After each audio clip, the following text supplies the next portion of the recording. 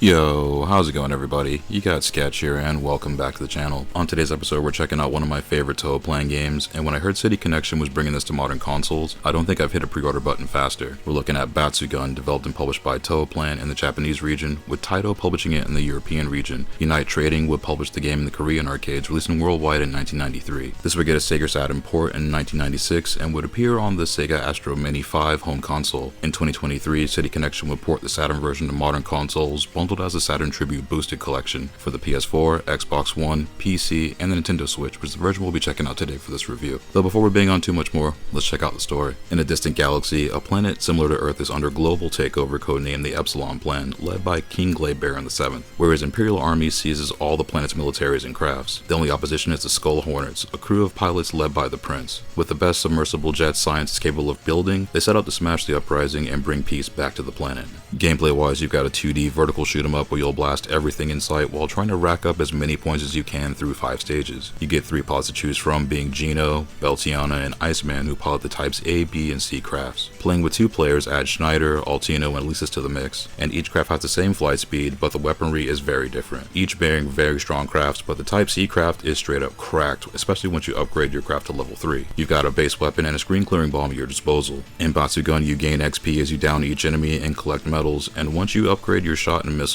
become significantly stronger. Once you get to power level 3, you'll be straight up smoking everything on screen. There is a catch though. The game does scale with your XP and with how you're playing in general. If the game sees you doing well, it'll mix up enemy behaviors and add numbers, and dial it back if it sees you're having trouble initially. By stage 3, however, those rules go out the window, and the speed and sheer number of enemies and bullets are gonna fry you if you're not nimble. Combat stays fierce from the second you fly in, and you'll be up against every piece of military kit you can think of. Bullets will be everywhere after a while, and playing aggressive can get the job done here, but adding a healthy hit of agility to the mix will keep you on those high scores, since bullet speeds get absurd at times, but you can get through them by bullet hurting and waiting for that right window to move. A feature unique to this version is the slow mode, where you can slow the game speed down and see exactly how everything works, from bullet patterns to how the enemies come into the playfield. You can toggle the speed on or off, or just leave it on if you want. Just be prepared for the jump in speed once it's off, because this game plays fast. You get 3 stocks and 1 hit and you lose a craft. The special mode cranks up the intensity further by adding an endless mode of sorts, where you'll loop through the game once, and then each consecutive loop will take away an intro level. And this mode has gunfire increase significantly, and each loop throws even larger bullets on screen, so this gets buck quick, but it's also a lot of fun. Each stage has a main boss, and these encounters start off spicy from the rip. The Toaplan sensibility with enemy encounters is very much present here, and it's even taken a few steps further. Beyond knowing enemy attack patterns, they're going to throw a lot of tracer rounds at you, and typically take up most if not the whole screen during battles. Bosses will also turn up the speed on shots quickly, and by the second boss encounter, you have to watch for openings to get through those bullet patterns, otherwise you're about to get clapped. The final stage also feels a lot like earlier Toaplan shooters, and by this point, the game is letting everything rip. Bonus points are aplenty, and collecting medals net you tons of extra score in the normal mode. In the special mode, there'll also be pig icons you can pick up, and others it seemed like you can't grab them when you try to move over them. What this little guy does is when you're over it, it will supercharge your XP gauge, and if you can hang by it long enough, you can gain full power levels and wreck the ops moving forward, in addition to grabbing mad points. Graphics wise, Batsugun is a sharp looking game with its hand-drawn sprites and environments, and one of the best parts of Batsugun is how it looks and how colorful the stages are. The opening underwater level is one of the best looking intro levels in a shoot 'em up game, and it leads into a short but exhilarating shoot 'em up. Junya Inoue, of soon-to-be Cave fame, is a designer here, and the art style shows that early Cave style of being heavy on the action set pieces. Cave co-founder Tsuneki Ikeda was also a programmer for this project, and it's also kinda neat to see the Toaplan Cave connection essentially here. While most stages fly by with breakneck pacing, when you can look at the environments, they're beautifully detailed. A lot of the areas are destructible, and laying waste to everything in the area can uncover more surprises than you might think. The level designs also vary quite a bit, starting from the underwater segments to flying into the final enemy stronghold, and you see some sick stuff along the way. The subtle details like the aquatic life call back to Fire Shark, and a fighter that looks like the craft from Truxton also appear, which you can also destroy. So there's some fine details in there for OGs of their work, and they're definitely in there amongst a lot of other eye-popping visuals. Character designs were also pretty awesome, and Iceman was the favorite, with Wenquo's prominently smoking a cigarette looking like a boss. Each character has a unique fire pattern, and when fully upgraded are like the Truxton beam times about 1,000. Fire patterns cook on screen, and the enemy matches you with just as much if not more firepower than you at times, and it makes the screen erupt for the game's 5-stage run. Boss designs are all massive, with most consuming majority of the screen, all with a lot of detail. Bosses will have several moving parts and lace the screen with bullets to dodge. While the patterns can get hypnotizing at points, you still want to avoid them and try to figure out how to dance through them. The final encounter is gnarly with more projectiles than a space armada, and the screen is constantly bonkers in this game, but it's fun to figure out how to optimize your playstyle and get through each stage flawlessly. Sound-wise, Batsugun bangs with a killer soundtrack from Yoshitatsu Sakai, and it smokes from the opening chord. Skim the Surface of the Sea is an all-day banger, and it's only one of a few catchy tunes you'll hear along the journey. The final tune also has that original Toaplan and encounter vibe with a more solemn and ominous lead up to the king, and the vibe is pretty hype up until the last stage, which does switch up the vibe quite a bit. Despite the tonal shift,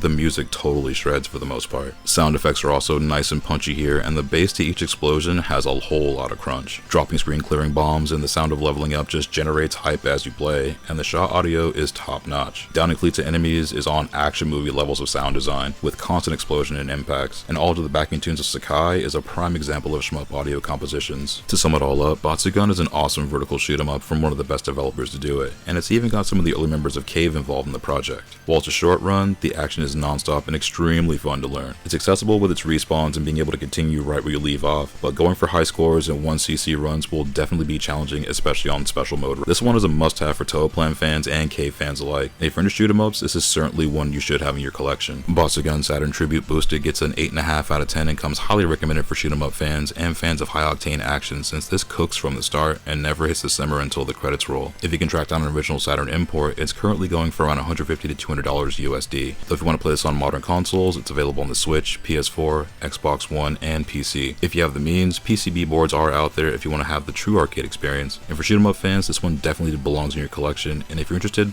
play it however you can. And if you made it this far into the video, thank you so much for watching. If you find these videos helpful, that's awesome. I'm glad to use it as a resource. Check back often, we'll have more reviews and commentaries come up in the near future.